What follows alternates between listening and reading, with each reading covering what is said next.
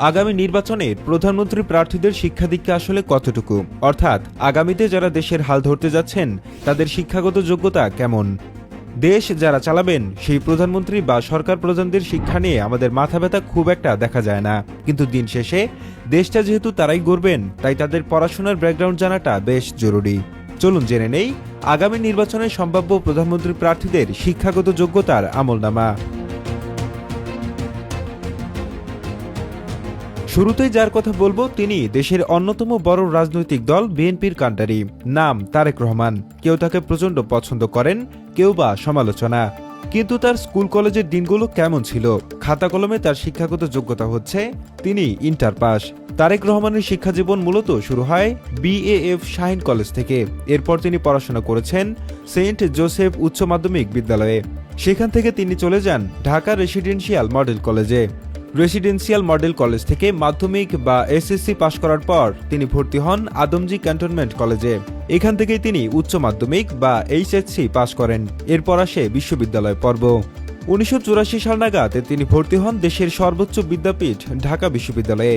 বিষয় ছিল আইন, কিন্তু তিনি সেখানে খুব বেশি দিন থিত হননি। দ্বিতীয় বর্ষে পড়ার সময়ে তিনি বিশ্ববিদ্যালয় জীবনের ইতি টানেন। কেন? কারণ হিসেবে জানা যায় তিনি পড়াশোনা ছেড়ে ব্যবসা বা রাজনীতিতে মনোযোগ দিতে চেয়েছিলেন। বস্ত্রশিল্প এবং নৌযোগাযোগ খাতে তিনি কাজ শুরু করেন। একাডেমিক ডিগ্রির চেয়ে প্র্যাকটিক্যাল বা ব্যবহারিক জীবনের অভিজ্ঞতাই তার কাছে তখন বেশি গুরুত্বপূর্ণ হয়ে উঠেছিল। যদিও রাজনীতির মাঠে তার দীর্ঘ অভিজ্ঞতাই এখন সবচেয়ে বড় ডিগ্রি হিসেবে কাজ করছে। এবার জামায়াতে আমির ডক্টর শফিকুর রহমানের দিকে। নামের আগে ডাক্তার শব্দটা দেখে নিশ্চয়ই অনেকে প্রথমবার অবাক হয়েছিলেন। হ্যাঁ, তিনি একই সাথে বাংলাদেশ জামায়াতে ইসলামের আমির এবং পেশায় একজন চিকিৎসক।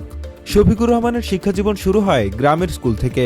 1974 সালে তিনি স্থানীয় বরমচাল উচ্চ বিদ্যালয় থেকে SSC পাশ করেন। এরপর তিনি ভর্তি হন সিলেটের ঐতিহ্যবাহী MC কলেজে। 1976 সালে তিনি সেখান থেকে HSC পাশ করেন। এরপর তার জীবনের মোড় ঘুরে যায়। তিনি ভর্তি হন সিলেট মেডিকেল কলেজে। সেখান থেকে 1983 সালে তিনি MBBS ডিগ্রি অর্জন করেন। একজন ডাক্তার হিসেবে তার ক্যারিয়ার শুরু হয়। চিকিৎসাবিদ্যা এমন একটা বিষয় যেখানে প্রচুর ধৈর্য, মেধা এবং পরিশ্রমের প্রয়োজন হয়। মানুষের সেবা করার মানসিকতা না থাকলে ডাক্তার হওয়া কঠিন। শফিকুর রহমান সেই কঠিন পথটাই বেছে নিয়েছিলেন।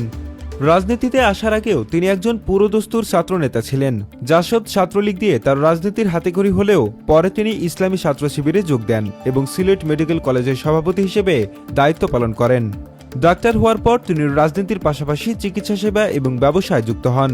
তিনি একটি মেডিকেল কলেজের প্রতিষ্ঠাতাও বটে। অর্থাৎ তারেক রহমান যেখানে আইন পড়তে গিয়ে শেষ করেননি, সেখানে শফিকুর রহমান চিকিৎসাবিদ্যার মতো কঠিন বিষয়ে ডিগ্রি নিয়ে বের হয়েছেন।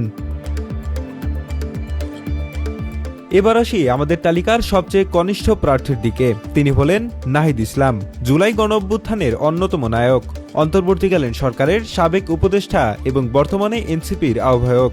তিনি জেনজি বা বর্তমান প্রজন্মের প্রতিনিধি। তারেক রহমান বা শফিকুর রহমানের তুলনায় তিনি বয়সে একেবারেই নবীন।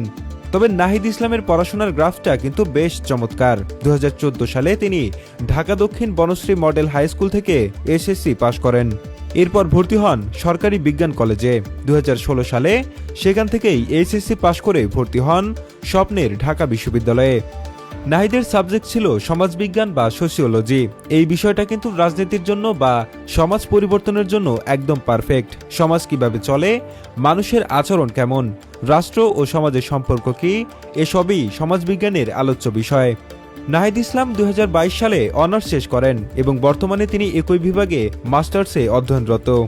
এখন যদি আমরা এই তিনজনের শিক্ষাগত যোগ্যতাকে পাশাপাশি রেখে একটু তুলনা করি তাহলে বেশ ভিন্ন একটা চিত্র পাওয়া যায়। প্রথম জন তারেক রহমান। তার পড়াশোনা শুরু হয়েছিল দেশের সেরা সব ইংলিশ মিডিয়াম বা এলিট ঘরানার প্রতিষ্ঠানে। ঢাকা বিশ্ববিদ্যালয় পর্যন্ত গিয়েও তিনি প্রাতিষ্ঠানিক ডিগ্রি সম্পন্ন করার চেয়ে বাণিজ্যে বা রাজনীতিতে সরে এসেছেন। তার শিক্ষা অনেকটাই জীবনমুখী এবং অভিজ্ঞতা ভিত্তিক। তিনি অভিজাত পরিবারে বড় হয়েছেন এবং আগে থেকেই ক্ষমতার কেন্দ্রবিন্দুতে ছিলেন। তার শিক্ষার মধ্যে একটা আভিজাত্য এবং শাসনের ছাপ রয়েছে। দ্বিতীয় জন ডাক্তার শফিকুর রহমান। তিনি মফস্বল থেকে উঠে এসে নিজের মেধার জোরে ডাক্তার হয়েছেন। কঠিন সব ধাপ পার করেছেন। বিজ্ঞানের ছাত্র হিসেবে তার দৃষ্টিভঙ্গি হয়তো অনেক বেশি বিশ্লেষণধর্মী। তার ডিগ্রিটা কমপ্লিট এবং বেশ ওজনদার। তৃতীয় জন নাহিদ ইসলাম। তিনি বর্তমান সময়ের প্রতিনিধি। উচ্চশিক্ষায় তিনি বেছে নিয়েছেন সমাজবিজ্ঞানকে। ঢাকা বিশ্ববিদ্যালয়ের মতো জায়গায় তিনি ছাত্র রাজনীতির পাশাপাশি একাডেমিক পড়াশোনা চালিয়ে গেছেন। তার শিক্ষাগত যোগ্যতা তাকে শিখিয়েছে তাত্ত্বিক জ্ঞান, আর রাজপথ শিখিয়েছে বাস্তবিক জ্ঞান।